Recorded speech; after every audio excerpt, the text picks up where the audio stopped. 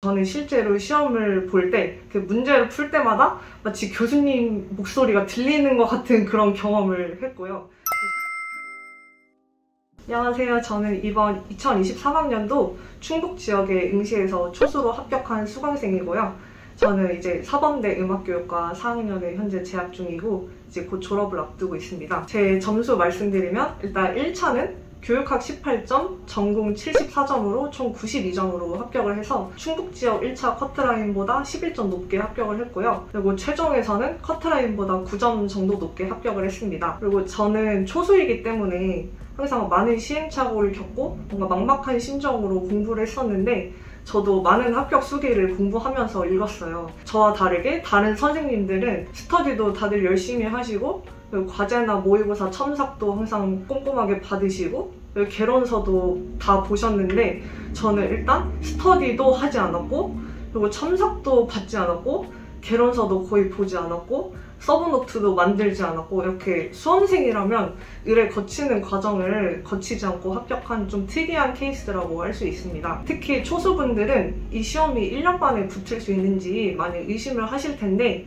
이것도 많이 불안하실 거라고 생각을 해요. 저도 진짜 막판에 가서는 공부할 것들을 막 계속 쏟아지고 외우면은 밑 빠진 독에 물붓기처럼 계속 빠져나가고 그래서 너무 힘들었는데 그럼에도 포기하지 않고 주어진 일을 묵묵히 해 나가신다면 초수에도 합격할 수 있다는 희망을 드리고 싶어서 인터뷰에 응하게 됐습니다.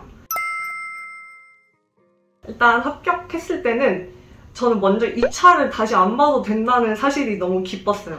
저는 공부하는 거는 솔직히 1차 준비할 때는 막 크게 슬럼프도 없었고 준비하는 과정도 괜찮았는데 2차를 준비하는 과정이 육체적으로나 심리적으로나 너무 힘들었어가지고 그래서 2차 때문에라도 무조건 오래 붙어야겠다라는 생각이 있었는데 이렇게 붙게 되어서 너무 기쁘고 그리고 또 제가 대학을 동기들보다 늦게 들어갔기 때문에 임용은 한 번에 붙어야겠다는 간절함이 있었어요. 근데 이렇게 수능보다 더 힘들고 어려운 시험을 한 번에 붙을 수 있게 되어서 너무 영광이라고 생각을 합니다. 저는 사실 이렇게 기간제 같은 경험 한 번 없이 대학을 졸업하자마자 바로 학교 현장에 뛰어드는 거라서 과연 내가 학교에 잘 적응을 할 수 있을까? 그리고 내가 아이들을 잘 가르칠 수 있을까 하는 그런 걱정이 요즘에는 기쁨보다는 두려움이 좀 더 큰 상태인데 사실 처음에는 누구나 다 시행착오를 겪는 법이기 때문에 저는 이 시행착오를 이제 교사로서의 저의 성장을 위한 밑거름으로 삼고 나아가 보려고 합니다. 저는 일단 3학년 때 전공 강의를 미리 어떤 강사분을 선택할 것인지 많이 고민을 했었는데 선배들께서 이미정 교수님이 강의력이 굉장히 좋으시다는 말씀을 제가 건너 들어가지고 그래서 저도 강의를 선택하는 데 있어서 제일 중요한 게 강의력이라고 생각을 하거든요. 그래서 그 말을 듣고 바로 이미정 교수님의 강의를 들어야겠다라고 결정을 했고요. 실제로 강의를 들어보니까 굉장히 목소리 톤도 차분하시고 그래서 듣기에도 편했고 강의력도 정말 좋으셔서 그동안 학교 수업을 들으면서 지식이 산발적으로 흩어져 있었는데 이렇게 산발적으로 흩어져 있는 지식이 명료하게 정리가 되는 느낌을 받았습니다. 그리고 교수님 강의의 장점은 첫째로는 스스로 생각할 수 있는 힘을 길러준다는 점이라고 생각을 해요. 요즘 시험의 트렌드가 단순히 암기한 것을 그냥 인출해보세요 라는 그런 시험이 아니고 사고력을 요구하는 문제의 비중이 많이 늘어나고 있다고 생각을 하거든요. 근데 교수님의 설명을 통해서 정답에 접근하기 위해서 어떤 사고 과정을 거쳐야 하는지를 자연스럽게 체득을 할 수 있기 때문에 저는 그 점이 굉장히 좋았고요. 그래서 저는 실제로 시험을 볼 때 문제를 풀 때마다 마치 교수님 목소리가 들리는 것 같은 그런 경험을 했고요. 순간적으로 막 제가 교수님이 빙의된 것처럼 막 답안을 써내려 나갔습니다. 그리고 둘째는 과제나 모의고사를 볼 때 저희가 흔히 하는 실수들 그리고 흔히 할 수 있는 그런 실수들을 교수님이 다 찍어주셔가지고 그런 문제에 대해서 피드백을 다 잘 해주셔서 어떤 부분에 주의하면서 공부해야 할지를 명료하게 초점화를 해주신다는 점이 좋았고요. 그 셋째는 교수님이 좀 어려운 개념이 있으면 비유를 적극적으로 활용해서 이해하기 쉽게 설명을 해주신다는 점이 교수님 강의의 장점이라고 생각을 합니다. 특히 음악교육론 같은 경우에는 텍스트가 너무 추상적이기 때문에 그냥 들으면 이해가 잘 안 될 수가 있는데 교수님이 항상 비유를 들어서 쉽게 이해할 수 있게 설명을 해주시기 때문에 기억에도 오래 남을 수 있고 공부도 잘 됐던 것 같아요. 예를 들어서 리머의 심리주의 음악교육 철학에서 표현성이라는 단어가 있으면은 그 단어를 그냥 보면 이게 무슨 말인지 정말 이해가 하나도 안 되는데 교수님이 그거를 쇼케이스에 전시된 가방을 볼 때 순간적으로 드는 느낌이라고 이렇게 비유를 잘 해주셔가지고 그래서 그 의미가 어떤 의미인지 한 번에 잘 와닿을 수 있었습니다. 일단 제가 제 특성을 먼저 크게 세 가지로 말씀을 드리면 먼저 첫 번째, 저는 장독립형인데요. 저는 막 어딘가에 얽매이지 않고 그냥 저만의 방식대로 공부하는 것을 선호하는 스타일이에요. 그래서 오히려 스터디를 하면 학습 효율이 떨어지고 스트레스를 받는 스타일이라서 저는 스터디를 몇 번 한 적이 있기는 한데 그 이후로는 아예 스터디를 안 했습니다. 그리고 서브노트나 자료 같은 것들도 선배들이 주신 자료가 많은데 저는 이게 제가 직접 만든 게 아니다 보니까 구조화가 잘 안 되더라고요. 그래서 그냥 선배들이 주신 자료도 하나도 보지 않고 그냥 제가 만든 자료로 공부했습니다. 그리고 두 번째는 저는 올빼미형인데요. 완전 아기 때부터 아침에 자고 밤늦게 일어나서 노는 그런 아이였거든요. 근데 학교를 다녀야 되니까 어쩔 수 없이 아침형 인간에 맞춰야 되잖아요. 근데 태생이 올빼미 형인지라 임용을 준비할 때도 아침에 일찍 일어나 본 적이 별로 없었고 진짜 심하면 막 아침 10시에 자서 오후 4시? 이렇게 일어난 적도 있었어요. 세 번째는 제가 체력이 정말 약한데요. 진짜 운동을 세상에서 제일 싫어하고 심지어 집 앞에 5분 거리에 편의점이 있는데도 나가기 귀찮아서 그냥 안 가는 그런 정도로 움직이는 걸 정말 싫어해서 체력이 진짜 약한데 그래서 저는 의자에 오래 앉아있으면 몸이 점점 힘들어져서 중간중간에 꼭 이렇게 침대에 눕거나 아니면 잠을 자거나 해서 체력을 회복해야 되는 그런 스타일이었기 때문에 저는 잠을 줄이지도 못했어요. 그래서 막 다른 분들 합격수기 보면 막 하루에 뭐 4시간씩 자면서 공부했다 이런 분들도 계시는데 저는 그렇게 하면 다음날 몸살이 나기 때문에 무조건 잠은 진짜 못해도 6시간, 7시간 이렇게는 잤던 것 같습니다. 그래서 제가 이렇게 제 특성에 대해서 말씀을 드린 이유가 있는데 일단 자신에게 맞는 패턴이 있으면 너무 억지로 바꾸지 않아도 된다라는 말씀을 드리고 싶어서 제 특성을 말씀을 드렸거든요. 그래서 실제로 주변 분들이나 아니면 동기들이랑 얘기를 해봤을 때 저처럼 이렇게 혼자 공부하는 게 잘 맞는 스타일인데 합격 수기를 보면 스터디를 하는 게 너무 당연하게 느껴져서 불안했다. 아니면 아침에 일어나는 게 힘든데 아침형 인간으로 억지로 바꾸려고 하다 보니까 너무 스트레스를 받았다. 그리고 낮잠을 자서 막 자괴감이 든다 이런 말을 많이 들었는데 근데 저는 이렇게 생각해요. 저는 누구나 자기에게 맞는 옷을 입을 때 가장 편안함을 느끼는 것처럼 자신에게 맞는 패턴을 따라가는 게 가장 바람직하다고 생각을 합니다. 저는 막 월별로 계획을 체계적으로 세운 게 아니고 교수님 강의를 따라가기도 바빴기 때문에 저는 시기별 학습 방법에 대해 말씀드리기보다는 영역별로 어떻게 공부를 했는지 좀 더 초점을 두고 말씀을 드리는 게 도움이 될 것 같습니다. 일단 저는 서브노트는 만들지 않았고요. 처음에 서브노트를 만들려고 저도 해봤는데 근데 이게 결국에 교수님 교재에 있는 내용을 그대로 복사해서 붙여넣기 하는 것밖에 안 되더라고요. 그래서 차라리 그 시간에 그냥 책을 더 봐서 하나라도 더 외우자는 생각으로 그냥 서브노트 만드는 것은 과감히 포기했습니다. 개론서는 일단 중요하다고 소개되는 책들은 다 한 번씩 보기는 했는데요. 근데 정말 읽어보기만 한 정도로 봤습니다. 막 다른 분들은 이렇게 개론서를 바탕으로 단권화도 하시고 뭔가 공부를 되게 깊이 있게 하시고 그랬는데 사실 저는 그렇게까지는 하지 못했고요. 저는 오히려 개론서보다는 교수님 교재를 계속 반복해서 많이 읽었습니다. 저는 시간이 없어서 개론서를 많이 못 보기는 했는데 근데 이게 개론서를 읽으면 그냥 단편적인 텍스트로만 학습을 하는 게 아니고 아무래도 흐름이나 맥락 같은 것을 더 잘 알 수 있기 때문에 그런 점에서는 개론서를 읽는 게 도움이 많이 될 것 같다고 생각을 합니다. 또 제가 강조하고 싶은 게 있는데요. 저희가 공부를 할 때 흔히 막 중요하고 이렇게 어려운 그런 내용을 좀 더 집중을 해서 보잖아요. 그러다 보니까 정의나 특징 같이 그냥 읽고 지나갈 수 있는 그런 부분을 좀 소홀히 하는 경향이 있는데 저는 그런 부분을 좀 중요하게 보셨으면 좋겠다고 생각을 하거든요. 그래서 예를 들어서 뭐 그레고리오 성가를 정의해 보시오 이런 식으로 그 정의를 직접적으로 묻는 문제는 나오지 않아요. 그런데 정의와 특징을 알고 있으면 난생 처음 보는 문제도 그냥 이것을 바탕으로 응용을 할 수 있기 때문에 저는 정의와 특징을 학습하는 것을 가장 중요하게 생각을 했습니다. 그래서 교재에 스쳐 지나가듯이 적혀있는 텍스트들도 그냥 꼼꼼하게 봐두셨으면 좋겠고 또 이번 시험 문제에 그레고리오 성가 지휘법이 나왔는데 사실 어떤 개론서를 봐도 그레고리오 성가 지휘법이 나와 있는 개론서는 없잖아요. 근데 저는 이거를 그레고리오 성가의 특징을 알고 있었기 때문에 그것을 바탕으로 근거를 잘 풀어내서 작성을 할 수가 있었습니다. 또 저의 좀 특징적인 공부 방법이라고 하면 일단 저는 좀 이미지 기억에 강한 편이거든요. 그래서 저는 뭔가 어떤 장면을 보면 그 장면이 이렇게 머릿속에 이미지로 기억에 남는 편이라서 그것을 활용해서 공부를 한 편인데, 뭐 예를 들어서 12작가 같은 것들은 그 12개의 곡들을 그냥 단순히 외워야 되잖아요. 근데 그걸 맥락 없이 외우기라는 것은 정말 힘든데, 저는 그거를 그림을 그려가지고 저만의 이야기를 하나 만들어서 그렇게 암기를 했거든요. 뭐 그래서 예를 들어서 작은 춘향이가 뭐 평양에 가가지고 제비를 만났는데 그 제비의 다리를 고쳐줘서 뭐 같이 뭐 박물관에 갔다, 박물관 막 이런 식으로 이렇게 외웠는데, 저는 이 그림 기억법을 활용하는 것도 아주 괜찮은 방법이라고 생각을 합니다. 다음으로 이제 영역별 학습 방법에 대해서 말씀을 드릴 건데요. 먼저 첫 번째로 서양음악사에 대해서 말씀을 드리면, 저는 원래 역사와 관련된 모든 과목을 정말 싫어하는 스타일이거든요. 그래서 저는 한국사 시험 준비할 때도 너무너무 힘들었는데, 저도 처음에 서양음악사를 공부할 때는 흐름이 잡혀있지가 않았어요.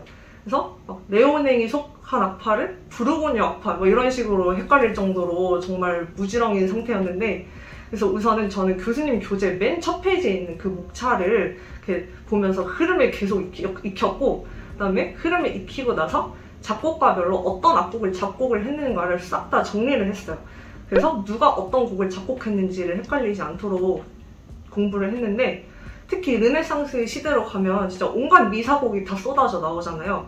그래서 이 정리를 한번 하는 과정이 꼭 필요하다고 생각을 합니다. 그리고 악곡은 꼭 그 악보만 보고 공부를 하는 게 아니라 이 악보를 실음과 연계해서 공부를 하려고 노력을 했어요.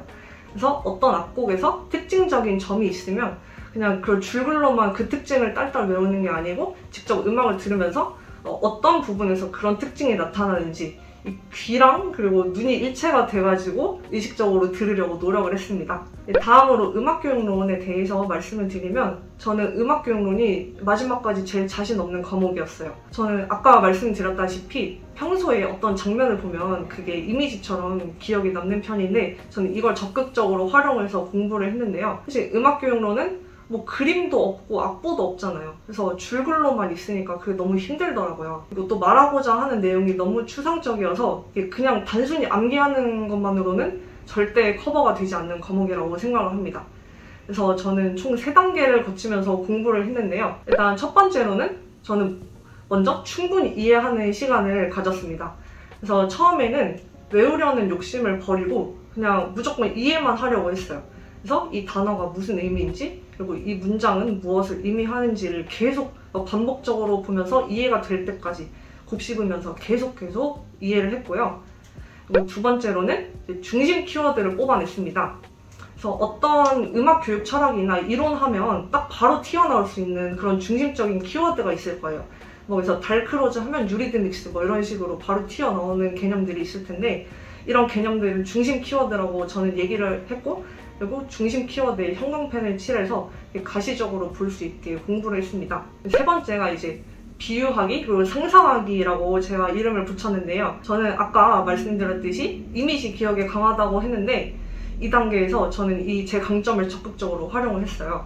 그래서 뭐 예를 들어서 아까 그 교수님이 그 리머의 표현성을 쇼케이스 속에 있는 가방에 비유를 해주신 것처럼, 저도 저 머릿속에서 내가 그 쇼케이스에 있는 가방을 바라보는 장면이 있다고 이렇게 상상을 하면서 그 장면을 제가 떠올리면서 공부를 했고요. 이런 식으로 이런 생소한 텍스트들을 하나의 장면으로 바꿔서 기억하는 훈련을 하고 나니까 나중에는 그냥 그 텍스트만 봐도 자동으로 그 이미지가 연상이 돼서 그래서 좋았습니다. 네, 이제 국악, 세 번째는 국악인데요. 저는 국악 공부의 시작과 끝은 분류하기라고 생각을 합니다. 먼저 분류를 안 하고 무작정 암기부터 하면 내가 지금 어디를 공부하고 있는 거지 이렇게 길을 잃을 수가 있거든요. 그래서 국악도 저는 한 3단계 정도를 거치면서 공부를 했는데요. 먼저 첫 번째 단계는 머릿속에 폴더를 만드는 작업을 했습니다. 그래서 국악은 뭐 크게 나누면 이렇게 대분류, 중분류, 소분류 이렇게 나눌 수가 있는데, 예를 들어서 대분류 하면은 의식음악, 정악, 민속악이 있겠고, 그리고 중분류 하면은 이제 뭐 예를 들어서 정악에서 여밀락이랑 영산해상이 있겠고요. 소분류라고 하면은 이제 영산해상 안에서 또 3가지가 있잖아요. 그래서 뭐 현악 영산해상, 관악 영산해상, 평주해상 이런 식으로 저는 그 단계적으로 폴더처럼 만들어가지고 그 머리에 싹 다 넣는 작업을 했습니다. 그 두 번째 단계는 이제 새로운 분류를 만드는 단계인데요. 이거는 이제 국악 이론을 학습하고 나면은 가능해지는 단계인데, 예를 들어서 장단이라든지 아니면 악기 편성이라든지 뭐 형식이라든지 악조라든지 이렇게 새로운 분류를 바탕으로 또 서로 다른 악곡들 사이에서 그 공통점을 찾아가지고 따로따로 분류를 하는 공부를 했습니다. 그래서 예를 들어서 20박 장단인 악곡끼리 모으고, 그다음에 10박 장단, 12박 이런 식으로 그렇게 공통점이 있는 악곡끼리 모아가지고 따로 정리를 하는 과정을 거쳤습니다. 세 번째로는 이제 강의를 듣고 나면 어느 정도 흐름이 잡히잖아요. 그래서 강의를 다 듣고 나서 저는 제가 배운 거를 다시 한번 이제 저 혼자 아이패드에다가 정리를 하는 시간을 가졌어요. 교재에 있는 내용이랑 교수님 강의를 들으면서 필기한 내용을 아이패드에 간략하게 적어가지고 암기를 해나가는데, 이렇게 다시 정리를 하는 시간을 가지니까 변청 과정이라든지 아니면 두 악곡이 있으면은 그 악곡의 공통점, 차이점 이런 것들이 한눈에 들어와서 좋더라고요. 그래서 저는 마지막에는 이렇게 꼭 정리하는 시간을 가지고 넘어갔습니다. 이제 기출 활용 방법에 대해서 말씀을 드릴 건데요. 다른 분들의 경우에는 기출을 공부하실 때 뭔가 살을 더 붙이거나 아니면 기출을 바탕으로 인출을 많이 하셨더라고요. 근데 저는 기출을 교수님이 문제를 풀어나가시는 그 사고 과정의 흐름을 익히는 방향으로 이렇게 공부를 했습니다.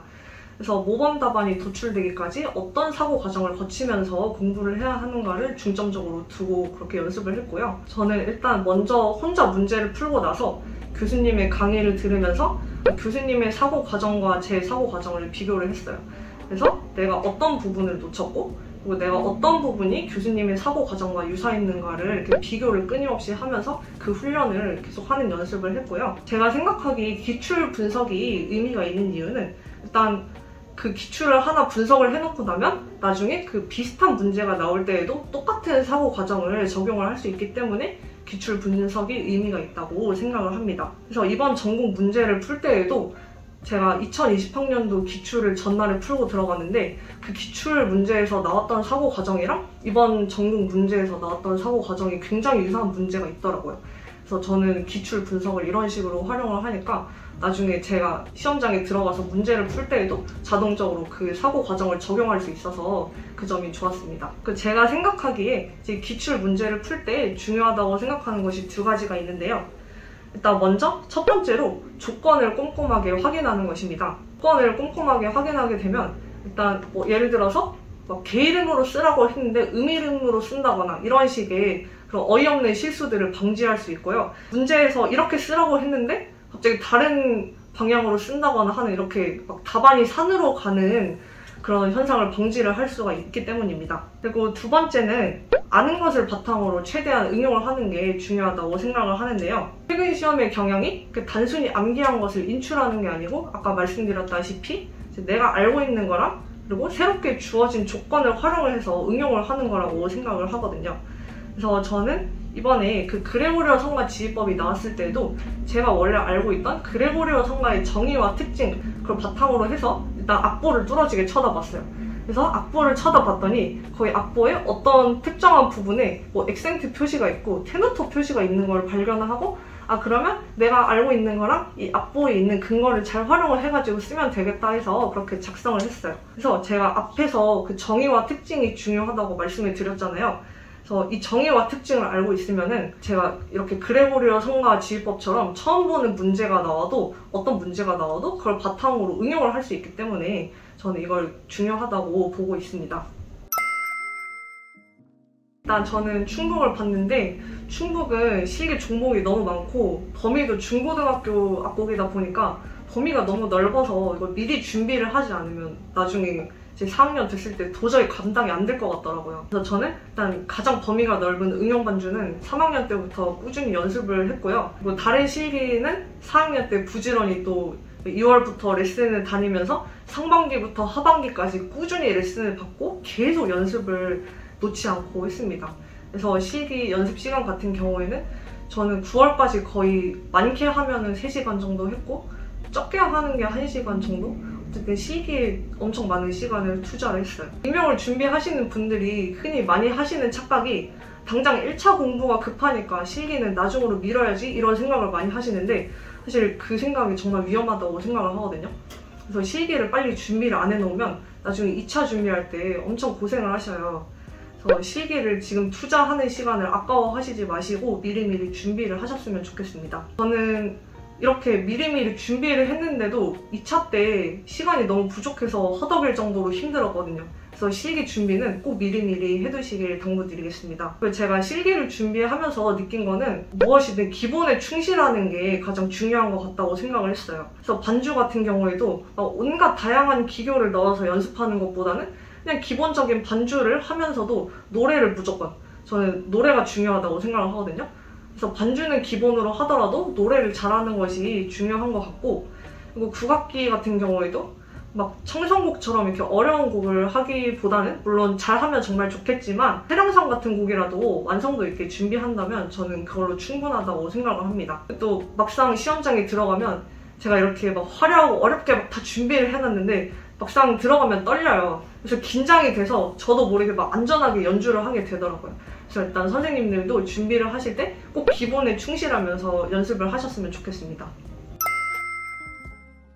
일단 제 인터뷰를 보시면 아시겠지만 저는 막 이렇게 다른 분들처럼 모범생 같은 수험 생활을 보내진 않았어요. 그래서 정석적으로 공부하신 분들의 합격 수기를 읽어볼 때나 아니면 막 주변에서 이렇게 들려오는 말들을 들을 때 저도 솔직히 한 번도 불안하지 않았다고 하면은 그거는 거짓말이겠죠? 근데 저는 항상 제 소신을 지키면서 공부를 했고 다른 사람과 저를 비교하면서 스스로를 채찍질하지 않으려고 했습니다. 그냥 사람들이 생각하는 방향이랑 제가 생각하는 방향이 다를 뿐이고 어떤 방향으로 공부를 하든 간에 그냥 올바르게만 그 목표점에 도달하기만 하면 된다고 생각을 하거든요. 그래서 지금 당장은 아마 공부하시면서 내가 남들보다 뒤처지는 것 같고 자기도 모르게 다른 사람과 나를 비교하면서 불안감을 많이 느끼실 텐데, 근데 이 시험은 제가 겪어보니까 정말 마지막까지 모르는 시험인 것 같아요. 처음에는 거북이처럼 느렸던 사람이 나중에 막 이렇게 치고 올라오는 경우가 있는데 사실 그런 사람이 제일 무서운 사람이거든요. 그래서 여러분도 공부를 하시면서 처음부터 나는 올해는 안 될 거야, 나는 초소에 못 붙을 거야, 이런 너무 비관적인 생각을 하면서 스스로의 가능성을 재단하지 마시고 끝까지 포기하지 않고 묵묵히 나아가신다면 좋은 결과는 자연스럽게 따라올 수 있을 것이라고 생각합니다. 네, 감사합니다.